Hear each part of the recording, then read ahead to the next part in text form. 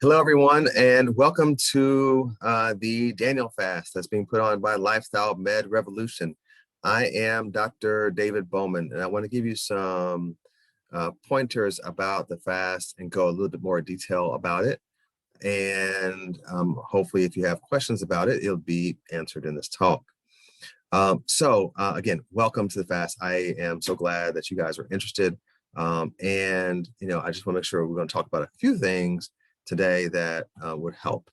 One is the background of the fast, two, to talk about the spirituality part of the fast, and then talk about the food part of the fast, and then understand some of the benefits that others have derived, some of the challenges that they found, and then talk about some hacks that people have found, and understand a little bit more about label reading.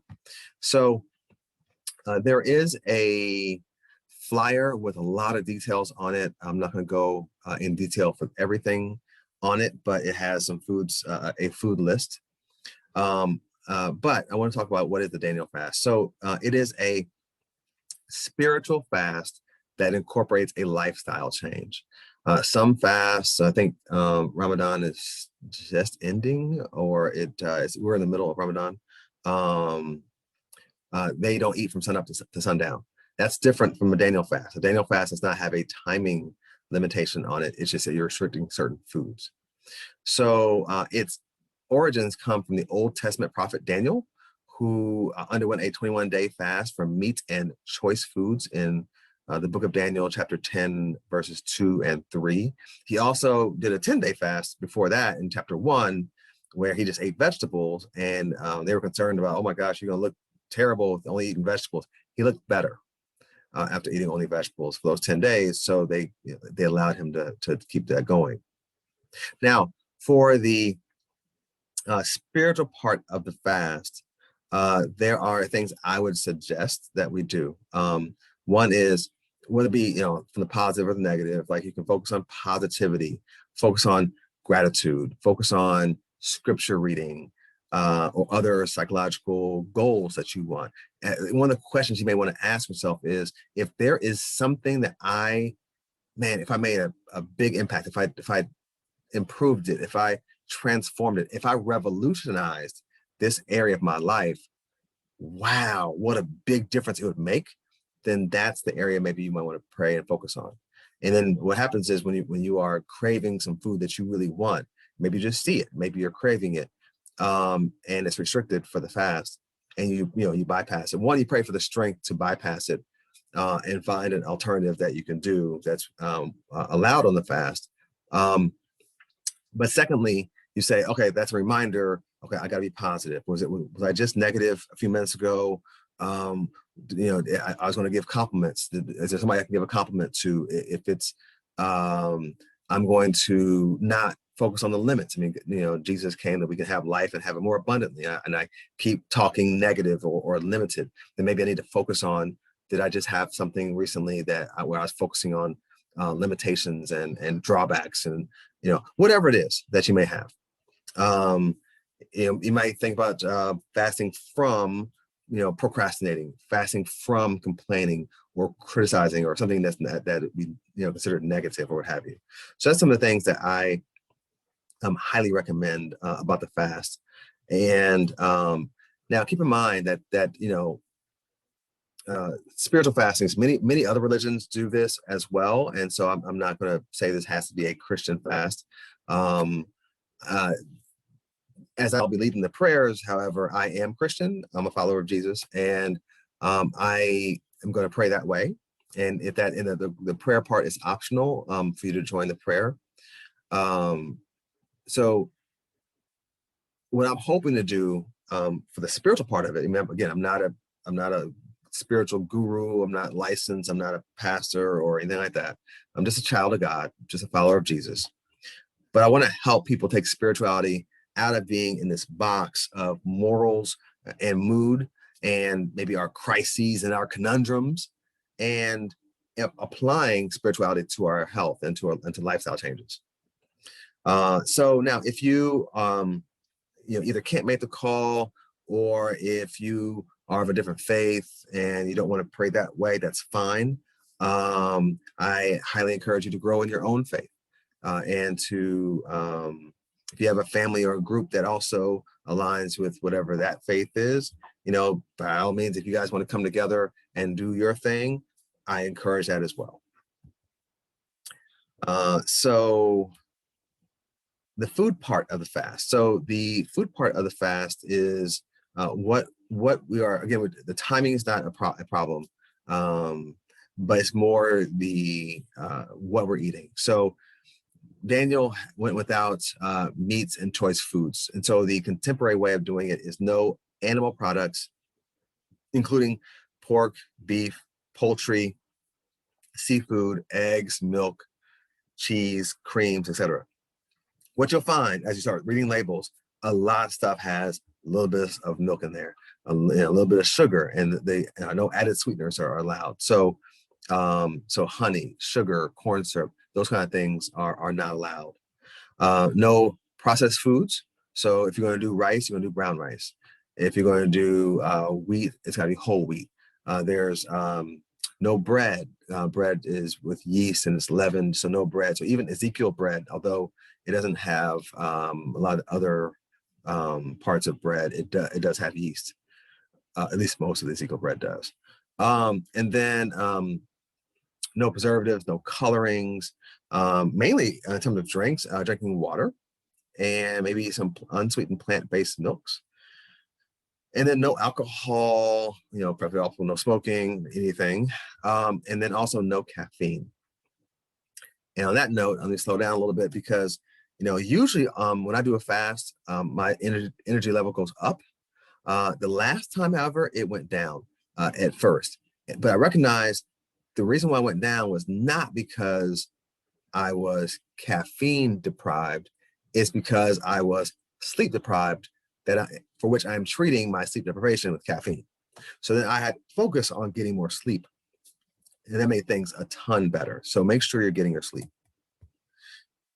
Label reading. So it's important. So one of the things I asked the last group about label reading, and some of the comments they had was that it's really important to read the fine print. Sometimes you need a medical dictionary to know what's in our food supply. Somebody else said, I learned so many items contain added sugar and that I have to read labels to make sure I'm not consuming too much of it on a regular basis without even realizing it. Somebody else said, another area where I learned a ton, I didn't realize there are so many additives in various packaged foods that are considered vegan or vegetarian. And they had to do things more from scratch. And then, with label reading, look for the intake of preservatives, sodium, saturated fats, and sugar helps you be mindful of what you're eating. And so I'll give you an example. So I'm trying my best not to promote any particular brands of stuff, but I just want to show you some things. So this is a protein powder that I would often use for my smoothies. But let me see if I get my screen on here. It has 5 grams of added sugar. So, I'm not using that on the fast.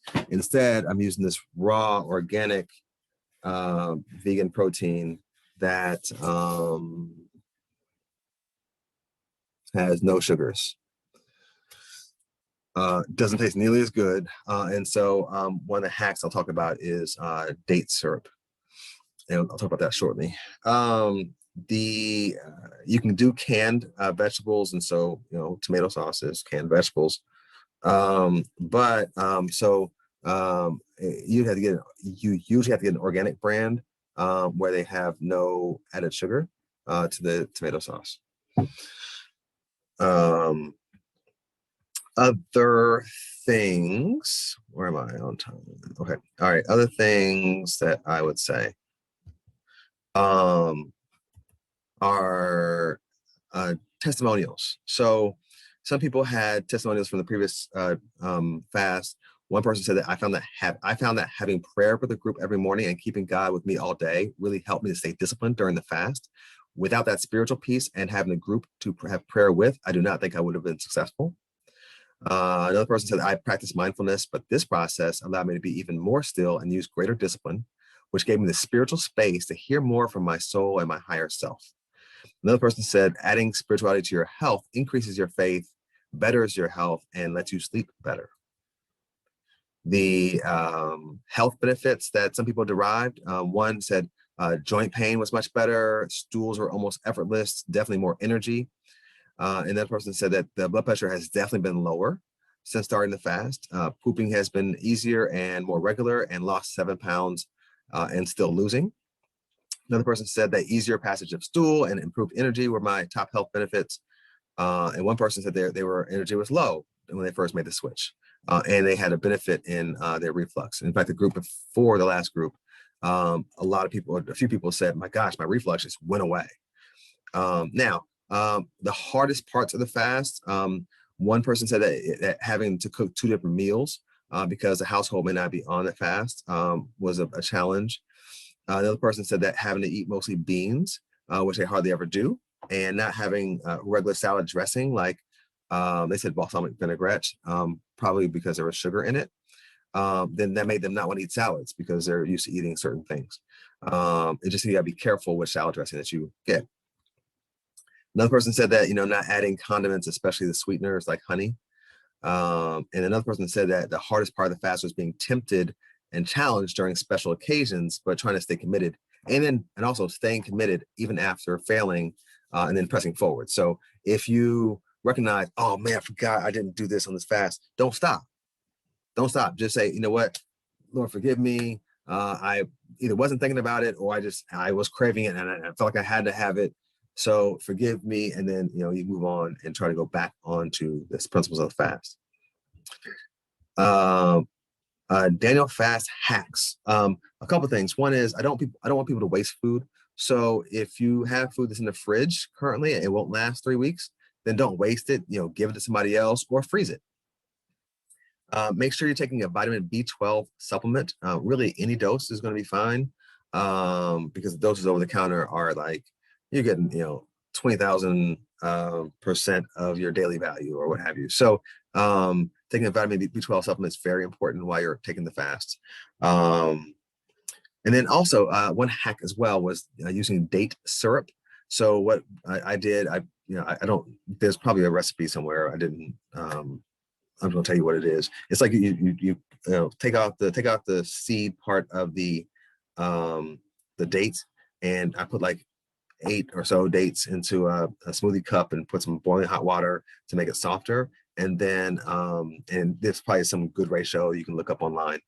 But I just poured some hot water on there and then blended it up. And then now I have this date syrup. It's a whole plant food that's just blended. It's like a smoothie, So I can add it to my smoothie because the protein powder that I'm using on the fast doesn't have any added sugar, or add it to my oatmeal to make it tastier.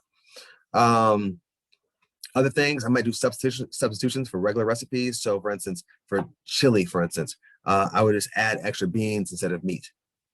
Or I might dice up some sweet potatoes and put that in the chili as long as it's cooking long enough. That's fine. So I just kind of did things like that. Websites I liked were forksoverknives.com, and then also searching for whole food plant-based recipes online. The website I use the most is called ultimatedanielfast.com. Now, a couple things. I must say this, especially as a doctor, there are health considerations about the fast. So if you have a chronic pre-existing health condition and you're on medication for that, especially if it's a high blood pressure or diabetes, your blood pressure may drop significantly. I think if you guys watched the video I had on Chef AJ, I mentioned that my dad had, I think I mentioned it, that my dad had high blood pressure for decades, but on the fast, his medication, his blood pressure got so low, it was 95/60, and he felt lightheaded. So his doctor took his meds down and then off within 3 weeks, in part because of what he wasn't eating, which are the foods that tend to increase blood pressure. And he's also adding foods that might drop blood pressure.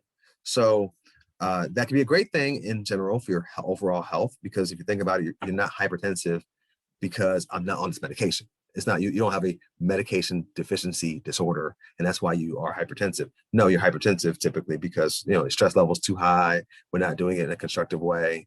we're not relieving stress in a constructive way. We're not eating foods that would lower blood pressure. We're eating too many foods that are raising blood pressure. We're not exercising. That's kind of the problem, right? So on this fast, though, we're hoping to solve all that. Maybe, the stress part would be through the prayer, and then we're eating more of the right things and not as much of the things that are bad for blood pressure. So now, if you have diabetes, keep in mind that you may be eating more carbs, but your blood sugar may actually come down because the foods you're eating are going to reduce your insulin resistance. That's a good thing. That's a great thing. Because insulin resistance is the cause of type 2 diabetes, the cause of insulin of prediabetes. So that can be a very great thing. I just want to make sure I put that out there. So, check your blood sugars frequently, and then, be in touch with your doctors either, on Monday, say, hey, by the way, I'm doing this fast. Just want you to know, or you call them when the blood pressure is low, like, hey, if my blood pressure goes down below X amount, then do I take my pill that day or not? So, or if my blood sugar goes down this amount, what should I do in terms of my my insulin or my metformin or other medication? Alrighty, I think that's mainly what I wanted to say. I think that's it. So, all other foods to avoid would be deep fried foods as well. I think that's it. I think I'm hoping that everybody does well with this. I hope that you're going to plan on using spiritual strength to help to break some unhealthy eating patterns, or to help jumpstart a healthier lifestyle. And so that's what I'm looking for you guys, and looking forward to your testimonials. And there'll be at the end of the fast, there'll be a survey that I'd like you to answer. So hope all's well. We will check out the schedule of events, and that will also be posted today. And I think that's it. Have a good one. God bless you. Take care.